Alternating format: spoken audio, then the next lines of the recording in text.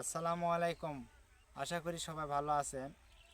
আলু মোটামুটি মার খাচ্ছি, কিন্তু সরষাত মার খেতে চাই না। দেখেন এই যে সরষার সিম দেখেন কত মোটা, আর কত সিম তাজা, মানে এত সুন্দর সরষাটা পাকি আছে।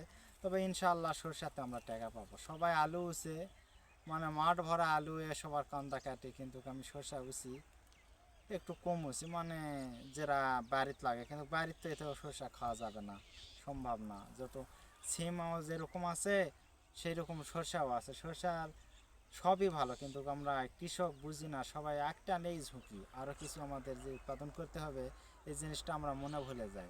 এটাও আমাদের দোষ যে আমরা একটা উৎপাদন করে নিয়ে আমি চিল্লা পাল্লা করতেছি। তো চিল্লা পাল্লা অবশ্যই করবে, বীজের দাম বেশি ছিল, কিন্তু আমার সরষার দাম কম ছিল, সরষা খরচা কম হয়েছে।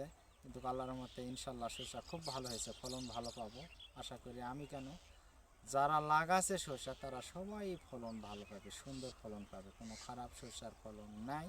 সবাই ভালো থাকেন, ইনশাল্লাহ আগামীতে আবারও কোনো ভিডিওতে আপনাদের সাথে দেখা হবে।